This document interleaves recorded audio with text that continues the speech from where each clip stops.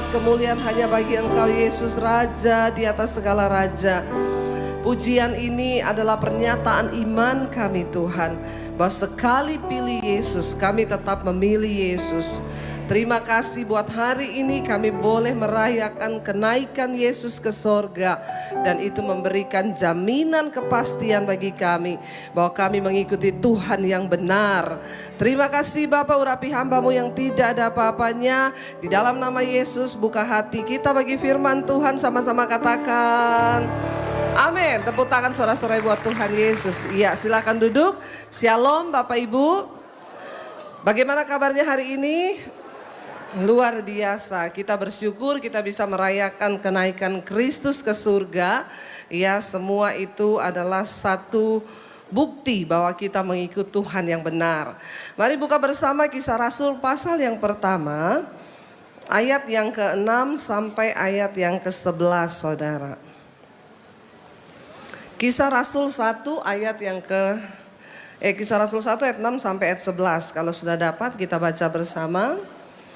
Ya, firman Tuhan berkata demikian, maka bertanyalah mereka yang berkumpul di situ, Tuhan, maukah Engkau pada masa ini memulihkan kerajaan bagi Israel? Jawabnya, Engkau tidak perlu mengetahui masa dan waktu yang ditetapkan Bapa sendiri menurut kuasanya. Tetapi kamu akan menerima kuasa kalau apa? Roh Kudus turun ke atas kamu dan kamu akan menjadi saksiku di Yerusalem dan di seluruh Yudea dan Samaria sampai ke ujung bumi. Sesudah ia mengatakan demikian, terangkatlah ia disaksikan oleh mereka dan awan menutupnya dari pandangan mereka. Ketika mereka sedang menatap ke langit, waktu ia naik itu tiba-tiba berdirilah 2 orang berpakaian putih dekat mereka dan berkata kepada mereka, "Hai orang-orang Galilea, mengapa kamu berdiri melihat ke langit? Yesus ini yang terangkat ke surga meninggalkan kamu akan datang kembali dengan cara yang sama seperti kamu melihat dia naik ke surga." Amin saudara. Saudara, ini adalah sebuah peristiwa yang begitu luar biasa. Ketika Yesus mati, dia bangkit pada hari yang ketiga, lalu dia menampakkan diri selama 40 hari kepada murid-muridnya. Ketika dia berjumpa dengan orang banyak, dengan murid-murid, mereka bertanya saudara ya. Mereka bertanya kepada Yesus, "Nggak usah lihat orang angkat kursi, biasa aja keles. Jangan gagal fokus, lihat saya aja ya. Cuma orang angkat kursi ditonton loh ya. Kurang tontonan ya di Surabaya ini ya." Ya. Saudara, makanya dikatakan begini, ketika mereka berjumpa dengan Yesus, waktu Yesus mati di kayu salib, termasuk murid-muridnya, waktu melihat Yesus tergantung di kayu salib, semua mereka bilang ini, ya sudah pupus harapan kita. Tuhan yang selama ini kita anggap Tuhan Raja, ternyata dia mati. Dengan matinya Yesus disalib, mati pula iman mereka. Ya, karena mereka banyak mengikuti Yesus dengan motivasi yang salah. Ya, ini contoh kenapa mereka bertanya saudara, dikatakan gini, maka bertanyalah mereka yang berkumpul di situ, "Tuhan, maukah Engkau pada masa ini memulihkan kerajaan bagi Israel?" Pikiran mereka, Yesus berkata dia akan datang jadi raja di Israel. Mereka pikir nanti Yesus jadi raja, lalu keadaan politik membaik, lalu mereka bisa jadi anggota dewan. Iya apa iya? Ya, makanya Petrus dan semua murid-murid itu merasa kecewa.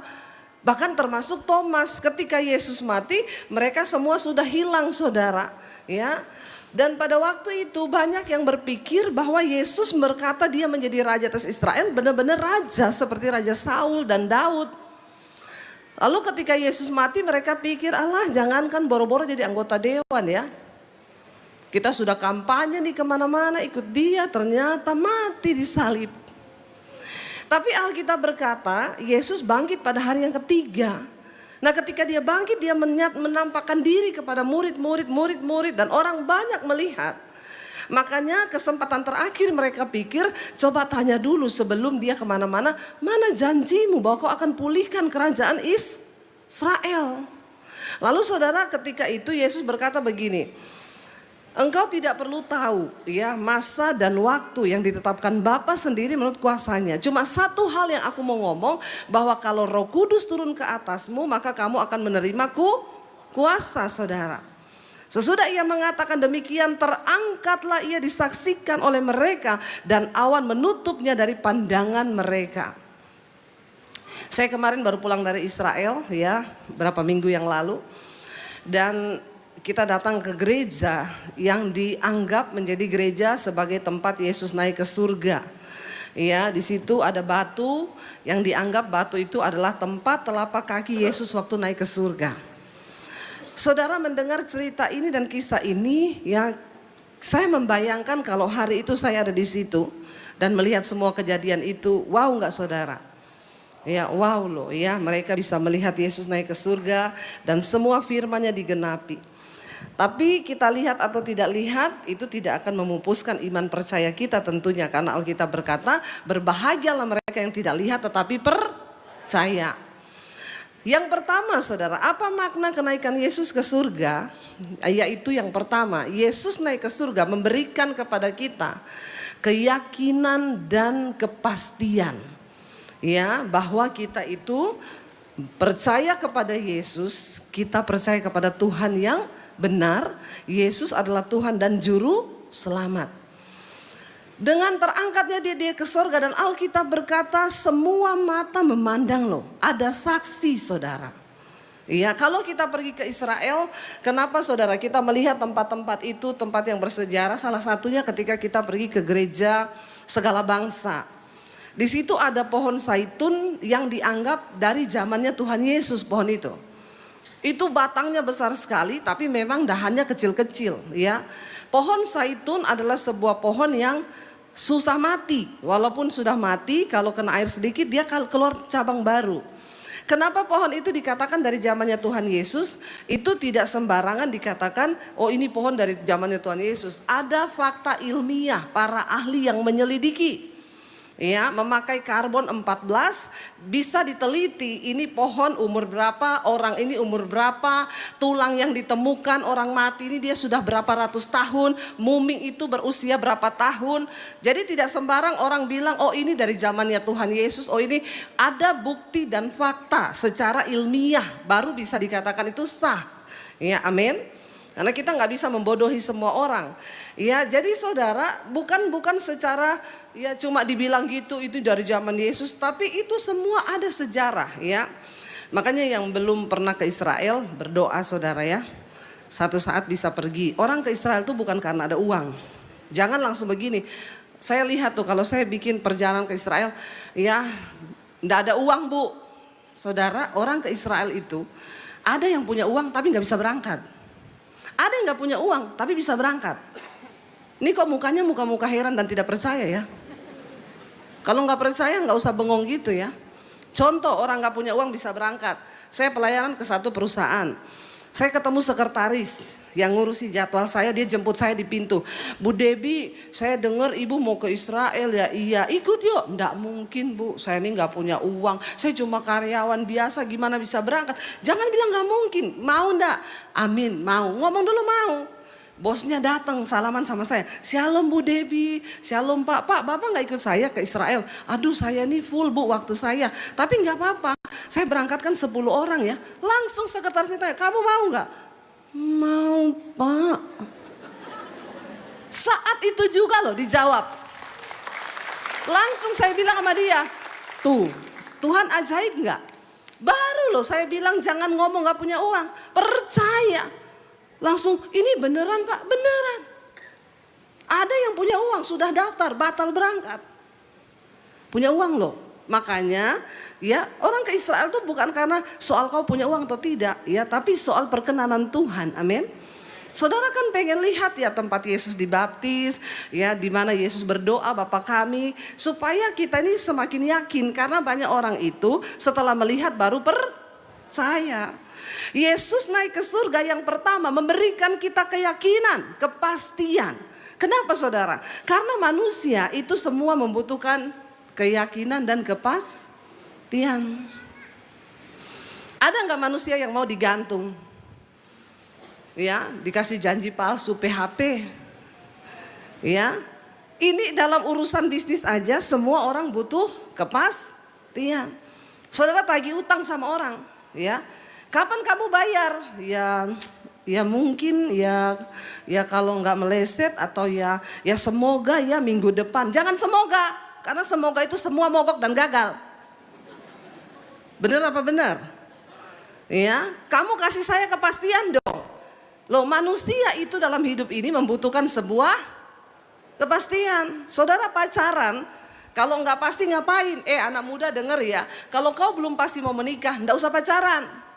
Amin. Buang waktu, buang tenaga, buang pulsa, buang ongkos. Ya, belum pasti kok pacaran, apalagi ketemu pacar yang sukanya gantung. Ya, janjinya itu seperti kereta gantung, goyang-goyang terus. Hello.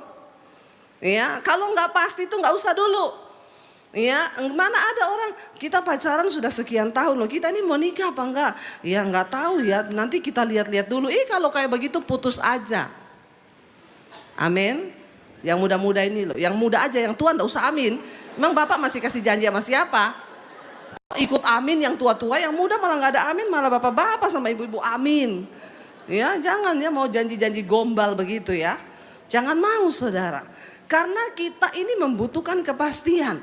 Dalam hal berbisnis, saudara mau nggak ketemu sama orang yang nggak pasti? Ya, nanti ya kita meeting untuk bisnis kita lah besok hari Sabtu ya. Sabtu gimana kamu? Aduh kayaknya belum bisa, kita tunda ya. Kalau yang kayak begitu nggak usah bisnis, nggak jadi, batalin. Ini orang nggak bisa dipercaya. Amin apa amin?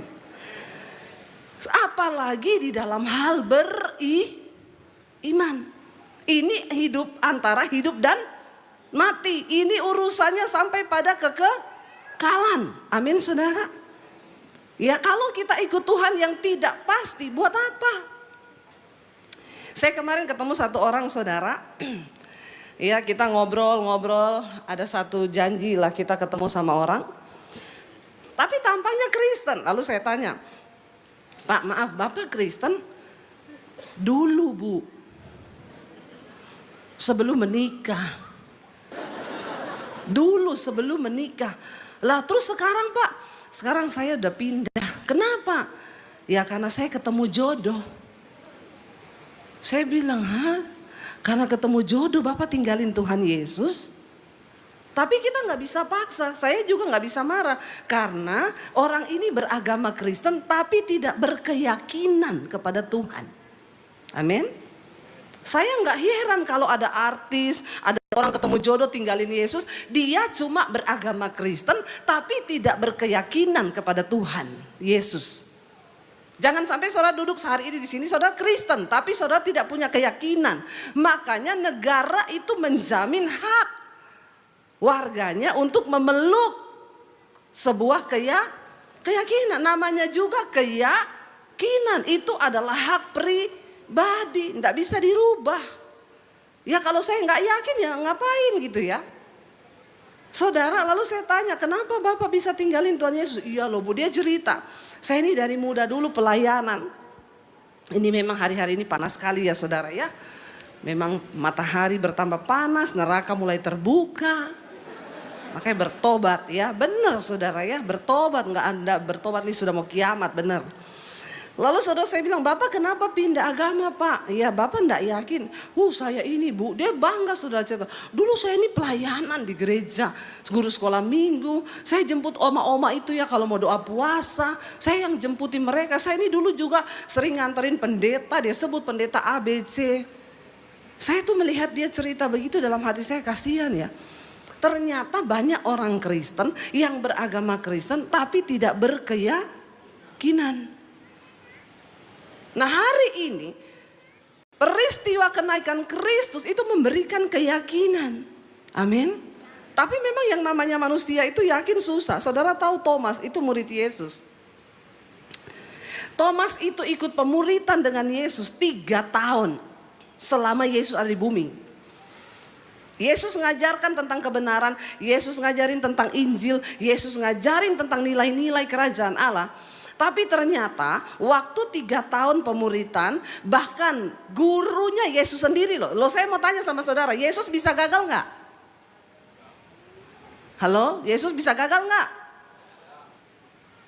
Tolong jawab ya, supaya orang Kristen tuh saya libatkan kalau khotbah begini, karena banyak yang cuma datang ke gereja bengong, ngeliati tapi otaknya kosong. Ambil ngeliat khotbah, pulang ditanya khotbahnya apa? Nggak tahu. Nggak usah angkat tangan yang begitu, nggak usah. Saya baptis ulang kau di Lumpur Lapindo. Kalau nggak mempan juga baptisnya di Lumpur Lapindo itu.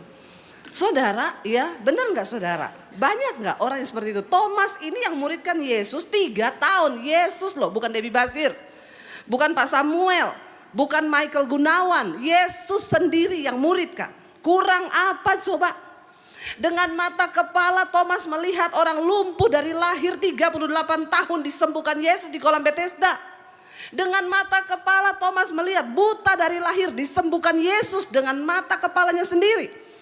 Dia melihat bagaimana Yesus membangkitkan Lazarus dari kematian. Makanya ketika Lazarus mati, Yesus bilang, ayo kita pergi ke sana untuk menghidupkan dia. Lazarus itu tinggal di Betania. Betania itu kampungnya Maria, mamanya Yesus. Dan di situ Yesus sangat dibenci. Karena mereka pikir ngaku-ngaku lu Tuhan. Lu ngaku-ngaku Mesias, lu itu anaknya Maria, bapakmu tukang kayu. Ya, jadi di Betania itu Yesus sangat dibenci, murid-muridnya sangat dibenci. Makanya waktu Yesus bilang, Lazarus sudah mati, ayo kita pergi untuk membangkitkan dia. Thomas yang duluan ngomong ini, pergi ke Betania, ayo, biar kita mati bareng-bareng di sana. Itu perkataan yang sangat mengejek dan satu pernyataan tidak ada iman percaya kepada Yesus. Dia bilang, kita mau pergi, kamu mau pergi bangkitkan Lazarus di Betania, yuk, ayo pergi yuk semua yuk. Supaya kita mati bareng-bareng di sana. Kalau saudara jadi gurunya, terus ada murid saudara yang ngomong begitu, saudara apain dia? Kalau saya langsung saya pecat. Kau kalau gak percaya sama saya keluar aja. Ngapain kau ikut saya tapi gak percaya sama saya? Untung saya bukan Tuhan Yesus. Tapi itulah Yesus, benar gak? Lo Thomas jawab lo ya. Ayo pergi yuk, hidupkan Lazarus supaya kita mati bareng-bareng di sana. Itu yang ikut Yesus, yang lihat Yesus loh, nggak percaya. Bahkan ketika Yesus disalib, Thomas itu melihat dari jauh. Petrus juga ya ditanyain, kamu muridnya toh yang ikut sama-sama dia?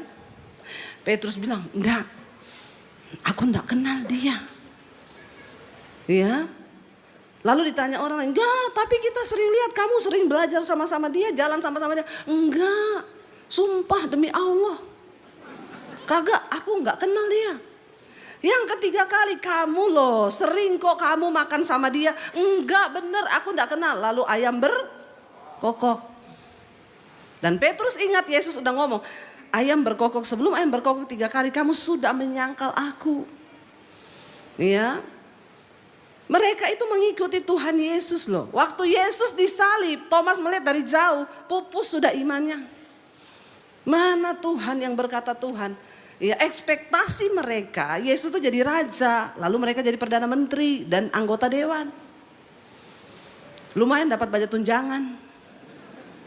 Ternyata Yesus mati. Ketika Yesus mati, mereka tercerai-berai kocar-kacir. Mereka ketakutan, mereka bersembunyi di satu ruangan. Lalu Yesus datang menampakkan diri. Murid-murid senang, waktu itu Thomas nggak ada. Thomas sudah pergi lari sendiri, nggak tahu kemana dia. Mereka ketakutan karena apa? Nanti kalau kita ini dibunuh bagaimana ya? Yesus datang, Yesus bilang ini aku hidup. Lalu Petrus cerita ke Thomas waktu ketemu, bro, ya ampun bro, lu sayang banget nggak ada sama kita waktu itu. Lu di mana aja lu bro? Yesus datang. Thomas bilang apa? Hello, itu cuma halusinasinya kalian aja. Karena kalian belum bisa terima dia mati. Udahlah, aku gak akan percaya. Bener bro, kita lihat dia loh. Kagak, sampai kapanpun aku gak akan percaya. Kecuali Yesus itu datang di depanku, dia tunjukkan lambungnya yang berlubang dan tangannya yang berlubang. Baru aku bisa percaya. Saudara, membuat seseorang percaya itu tidak gampang. Apalagi ini untuk urusan keselamatan. Sekarang aja saya tanya, yang yakin mati masuk surga berapa banyak? Coba angkat tangan. Kalau begitu udah siap mati semua ya. Cuma sedikit nih yang angkat tangan ya, cuma nggak ada 10%. Coba tolong angkat tangan lagi yang yakin mati masuk surga. Tapi kalau masih ada utang jangan angkat tangan ya. Lunasi dulu utangmu ya. Supaya malaikat tidak suruh turun ulang kau. Saudara ya, sering kali kita duduk di gereja, kita dengerin khotbah tapi kita sendiri nggak yakin. Nggak yakin. Nah Yesus itu dia bukan Tuhan yang hanya lahir. Dia pernah hidup di dunia, dia merasakan penderitaan manusia. Bahkan Alkitab berkata ketika Yesus mau dibunuh, dia itu menangis dengan keringat yang bercampur dengan darah. Sebuah pergumulan yang begitu berat, orang itu bisa berkeringat bercampur darah. Kenapa? Karena pecah pembuluh darah. Itu ketika dia berada dalam tekanan yang sangat berat. Saudara, dalam pergumulanmu, engkau belum sampai meneteskan darah, toh?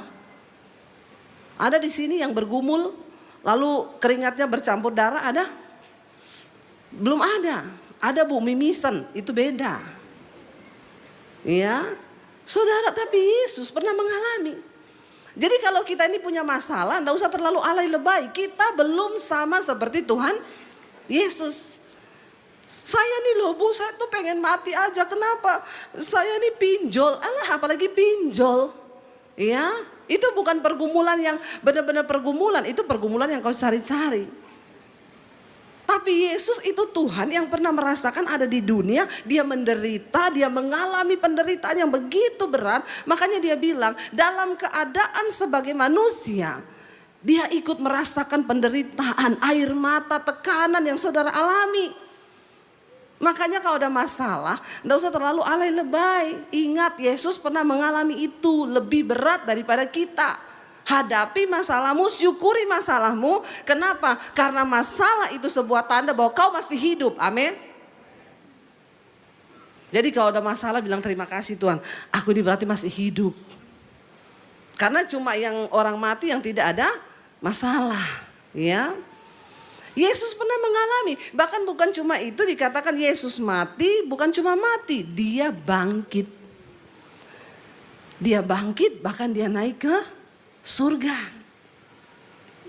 Bagaimana bisa kita belum yakin kepada Tuhan yang sudah datang menyatakan diri, hidup bersama-sama dengan kita, merasakan penderitaan kita, tetapi dia mati, dia bangkit, bahkan dia naik ke surga dan sejarah mencatat. Kenapa sampai hari ini cerita tentang kenaikan Yesus dicatat di Alkitab? Karena waktu itu banyak orang yang melihat. Dan dari situ diceritakanlah turun-temurun kisah ini saudara.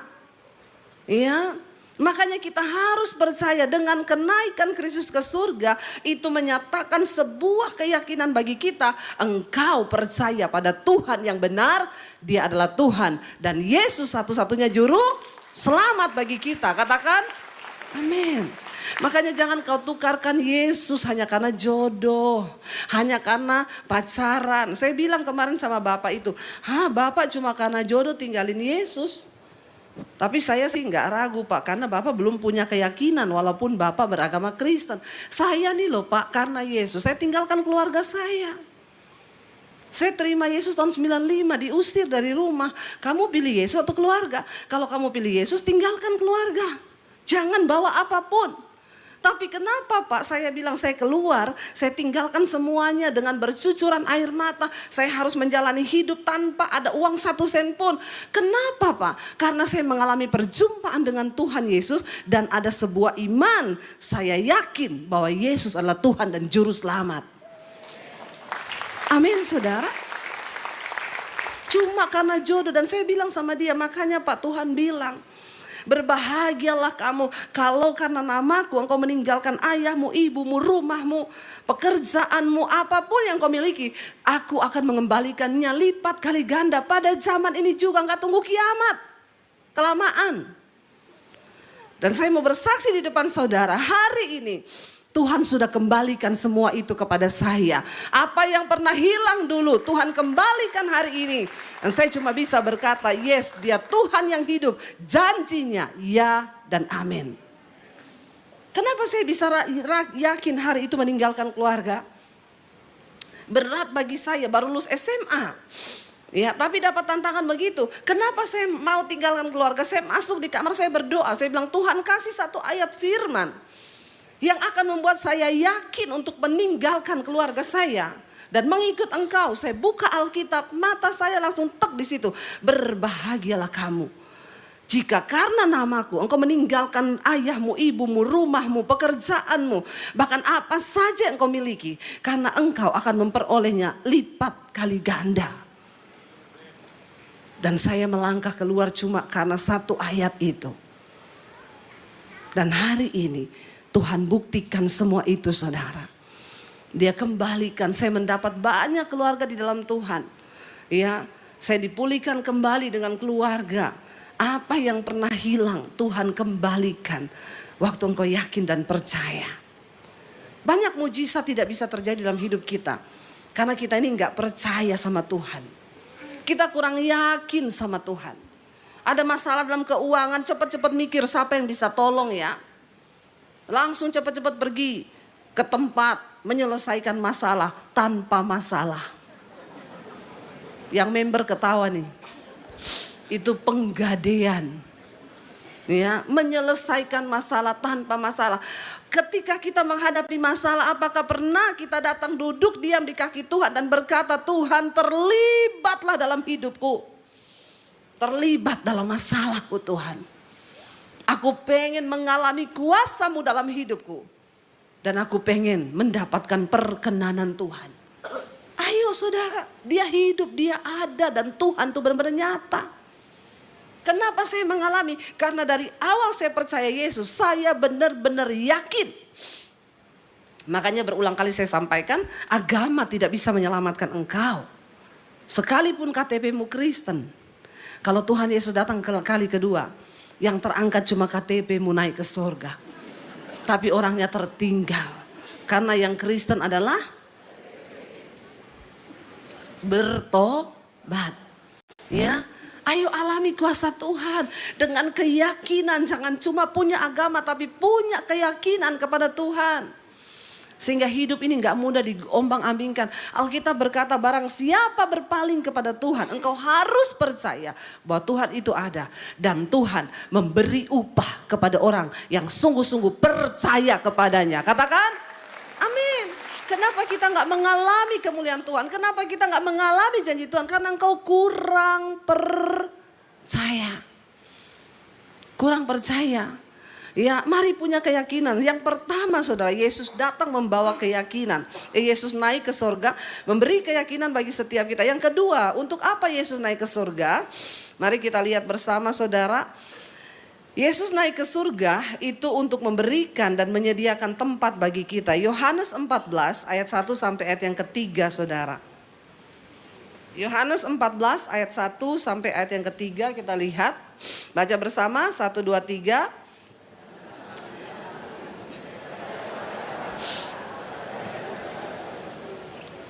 Terlanjut, di rumah Bapakku banyak tempat tinggal. Jika tidak demikian, tentu aku mengatakannya kepadamu.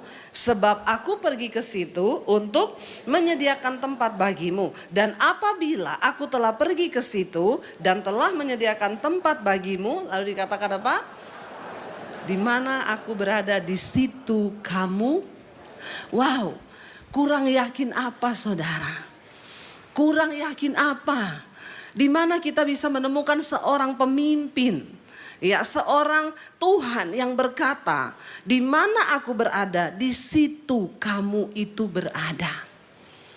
Aku pergi kepada Bapa, sebab di rumah Bapa itu ada banyak tempat. Yesus naik ke surga untuk apa? Menyediakan tempat bagi saudara dan saya. Saya punya teman di Amerika. Waktu itu saya diundang ke Amerika, dia di Jakarta, masih di Jakarta, datang berlibur. Saya bilang sama dia, Pak, Bu, kenapa sih tiket kita berangkat nggak dibarengkan aja? Ya cuma beda selisih 3-4 hari, kenapa Bapak Ibu terbang duluan, kami nanti terbang 3-4 hari berikutnya. Bu, ya kami berangkat duluan untuk menyediakan tempat dan segala sesuatunya itu beres dulu, baru ibu bapak nyusul, semua sudah beres. Itu cuma manusia loh yang ngomong begitu. Kita seneng nggak? Ya, saya terharu loh saudara. Ya, ada seorang sahabat yang berkata, saya pulang duluan. Sebenarnya saya pengen banget berangkat bareng ibu.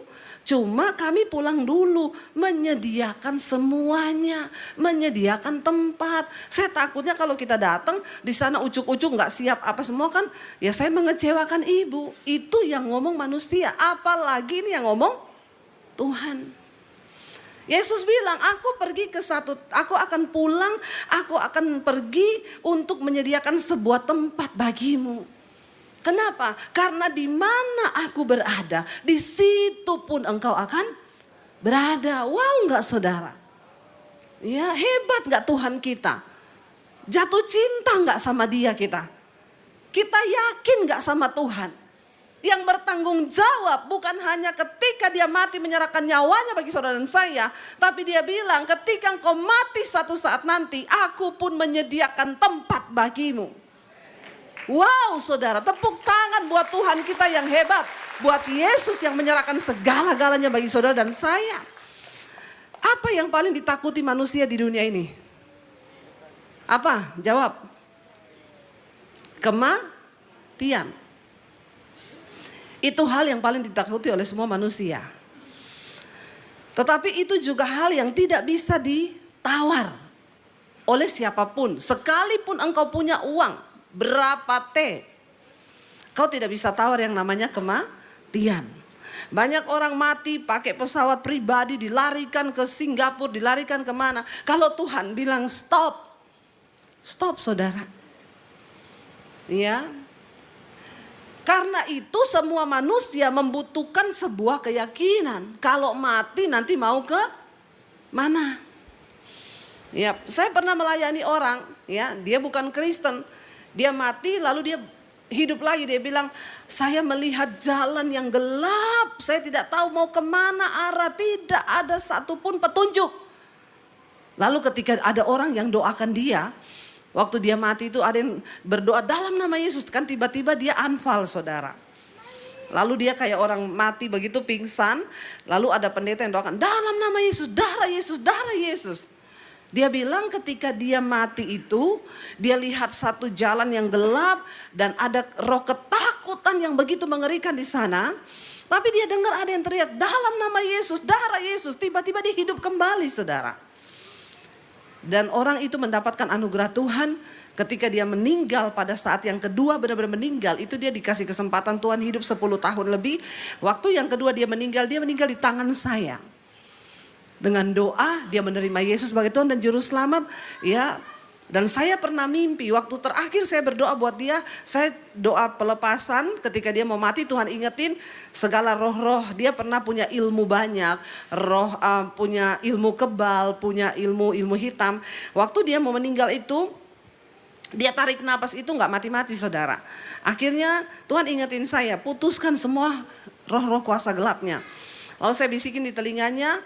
Saya bilang mungkin Pak dulu Bapak pernah ikut ya kuasa gelap. Hari ini dengan iman ya saya sebagai hamba Tuhan. Saya putuskan itu di dalam nama Yesus dan Bapak tolak itu dalam nama Yesus. Lalu setelah itu berdoa saya amin. Saya bisikin di telinganya Pak. Tuhan Yesus datang untuk menjemput. Nanti kita ketemu di sorga ya. Dia tarik napas terakhir. Dia meninggal di tangan saya. Saudara dan saya melihat itu benar-benar. Ya. Kita yang percaya sungguh kepada Yesus. Nanti sore saya akan sampaikan tentang apa syarat supaya kita layak menempati rumah yang ada di sorga. Tidak sembarangan. Saudara masuk ke perumahan Citraland. Lalu ada rumah kosong di sana. Yang belum dihuni, belum dijual. Terus saudara masuk. Saudara bilang ini saya ambil ya. Karena besok saya mau tinggal sini. Sama keluarga saya. Besok saya mulai angkat furnis. Nah maka security akan datang dan bertanya. Lu datang ke sini atas dasar apa? Ya surat pembelian mana? Bukti lunas. Mana kamu punya kunci enggak? Itu rumah di perumahan Citraland aja. Apalagi rumah di sorga. Ada syarat lagi nanti sore saudara dengar. Ya saya nanti akan ada di sana saya khotbah. Tapi saudara bisa dengar live streamingnya. Ya. Jadi jangan pede dulu ya. Jangan pede dulu ya. Oh kita percaya Yesus pasti ya dapat rumah di surga. Yesus pergi menyediakan tempat. Yesus lagi pergi menyelesaikan semua sama developernya. Emang enak ya. Datang ke Citraland sana, coba huni rumah yang kosong, enak aja diusir sama satpam. Semuanya ada syarat, ya, tidak serta-merta. Tapi Yesus pasti berkata, saudara, orang yang percaya kepadanya, aku pergi untuk menyediakan satu tempat. Dan di mana aku berada, di situ kamu berada. Enak enggak saudara? Enak. Siapa yang mau pengen terus sama-sama Tuhan Yesus di sorga? Ya. Enggak semua, yang lain pengen ke neraka. Bertobat ya. Saudara, memang tidak semua orang Kristen masuk surga. Maaf, enggak semua. Ya, tidak semua. Kau pikir setelah KTP-mu Kristen, kau hari Minggu ke gereja, ya langsung kau dapat perumahan di surga? Sorry ya, perumahan di surga itu melebihi dari real estate yang termewah di dunia ini. Dan untuk bisa dapat, tidak sembarang orang. Ya, tidak sembarang orang. Ada syarat dan ketentuan berlaku, ada tanda bintang.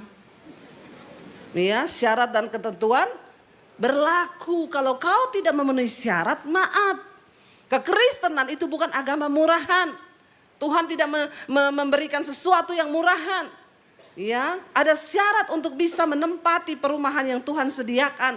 Tapi janjinya hari ini, Yesus pergi untuk menyediakan tempat bagi saudara dan saya. Ya, dan itu satu kemenangan bagi kita, saudara. Dia nggak bilang semoga, ya saya pergi dulu ya, semoga masih ada kapling buat kamu ya. Semoga enggak, dia bilang apa? Di rumah Bapakku banyak dan aku pergi ke sana untuk menyediakan tempat bagi kamu. Saya naik pesawat saudara, ya lalu di samping saya ada seorang ibu yang duduk.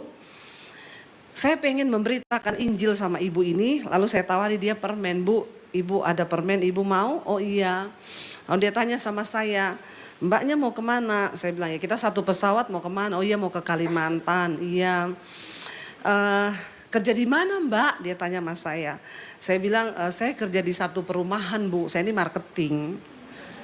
Jadi iya itu perumahan mewah banget. Tapi di sana itu masih sedikit penghuninya bu. Tapi tempatnya banyak, luas. Oh di mana mbak? Pasti rumah mewah ya. Lebih dari mewah. Fasilitasnya apa aja? Ada semua. Kalau ibu di sana nggak lapar lagi, nggak haus lagi, semua. Terus dia bilang, di mana itu? Saya bilang, di sorga. Dia sih menatap saya agak aneh gitu ya. Dalam hatinya orang gila apa ini ya. Dipikir aku udah mau mati kali ditawari rumah di sorga. Saya dalam hati kasihan deh lu. Saya bilang gini bu, sekarang orang di dunia ini aneh.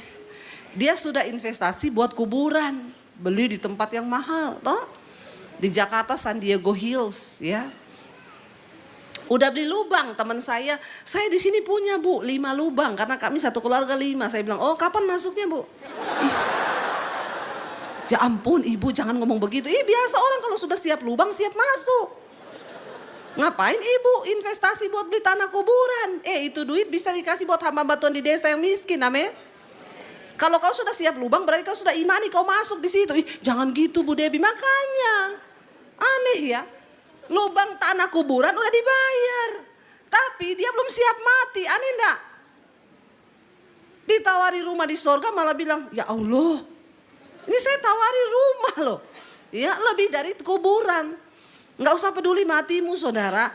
Kasihan orang Kristen itu banyak cuma sibuk. Ya siap tanah kuburan di tempat yang bagus ya. Saya tanya sama orang yang jual itu, di sini harganya sama ya? Oh enggak bu, kalau yang di atas sana itu kan lebih bagus. Itu satu lubang 1,5 M.